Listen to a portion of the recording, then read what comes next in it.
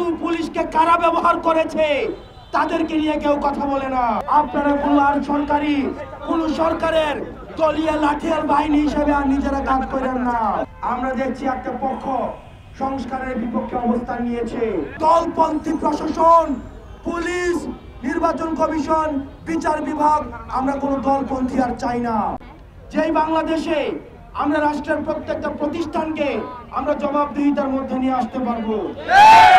আমাদের সামনে আমাদের পুলিশ ভাইরা রয়েছে, পুলিশ ভাইদের উপরে অনেকেই বিরক্ত, কিন্তু পুলিশকে কারা ব্যবহার করেছে তাদেরকে নিয়ে কেউ কথা বলে না। পুলিশের প্রমোশন নিয়ে কেউ কথা বলে না। পুলিশের যে অমানবিক পরিশ্রম সেটা নিয়ে কেউ কথা বলে না। পুলিশের সংস্কার নিয়ে কেউ কথা বলে না। আমরা সংস্কার নিয়ে কথা বলছি। আমরা এমন একটা বাংলাদেশ গড়ব যেখানে পুলিশকে আর কেউ লাঠিয়াল হিসাবে ব্যবহার করতে পারবে না। আমরা এমন একটা বাংলাদেশ গড়তে চাই যেখানে প্রশাসনকে আর লাঠিয়াল হিসাবে ব্যবহার করতে পারবে না। আমরা এমন একটা বাংলাদেশ গড়তে চাই যে বাংলাদেশে ওসিকে এবং ইউনিকে দাঁড় করিয়ে সাক্ষ্য রেখে কোন মিডনাইট ইলেকশন প্রচলিত হবে না, কোন আমি ভার্সেস ডামি ইলেকশন প্রচলিত হবে না। আমাদের সরকারি কর্মকর্তা এবং কর্মচারী যে ভাইরা রয়েছেন, আমরা আপনাদেরকে আহ্বান জানাবো, আপনারা কোন সরকারের দলীয় লাঠিয়াল বাহিনী হিসেবে আর নিজেরা কাজ করেন না। আপনারা যেভাবে 5 আগস্টে জনগণের কাতারে নেমে এসছেন, আপনারা ঠিক কিভাবে আপনারা জনগণের কাতারে আমরা একসাথে আমাদের পরবর্তী বাংলাদেশ নির্মাণ করতে হবে। প্রিয় দেশবাসী, আমরা কোন বৈদেশিক শত্রুর প্রেসক্রিপশনে, আমাদের কোন বৈদেশিক প্রভাবের প্রেসক্রিপশনে আর বাংলাদেশ পরিচালিত হবে না। আমরা স্পষ্ট করে বলতে চাই, আমাদের এই বাংলাদেশ দুই শক্তির সাথে, বিদেশের সাথে ন্যায্যতার ভিত্তিতে এবং আমাদের সমতার ভিত্তিতে আমাদের সম্পর্ক পরিচালিত হবে। কোন নতজানু সম্পর্ক আর বাংলাদেশ থেকে বিদেশের সাথে পরিচালিত হবে না। আমরা একটি সাম্য, সমান অধিকার এবং ন্যায্যতার বাংলাদেশ গড়তে চাই। প্রিয় চট্টগ্রামবাসী, আমাদের এই লড়াই দীর্ঘ, আমাদের এই সংগ্রাম দীর্ঘ। আমরা ভেবেছিলাম 5 আগস্ট আমাদের এই লড়াই সংগ্রাম শেষ হয়ে গিয়েছে, কিন্তু দুর্ভাগ্যজনক বিষয়, আমরা দেখছি একটা পক্ষ সংস্কারের বিপক্ষে অবস্থান নিয়েছে। একটা পক্ষ আবার দেশটাকে বিভাজনের ষড়যন্ত্রে লিপ্ত হয়েছে। কিন্তু আমাদের দেশবাসীকে ঐক্যবদ্ধ থাকতে হবে। আমাদের ঐক্যবদ্ধভাবে আমাদের এই দেশটাকে সমন্বিতভাবে আমাদের করতে হবে।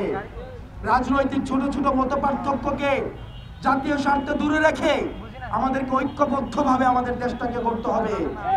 এবং এই অন্তর্বর্তীকালীন সরকারের কাছে আহ্বান জানাই, আপনারা অবিলম্বে আমাদের এই যে বিচার কার্যক্রম, সংস্কার কার্যক্রম এবং নির্বাচনের সুস্পষ্ট রুটম্যাপ আপনারা জাতির সামনে প্রকাশ করুন।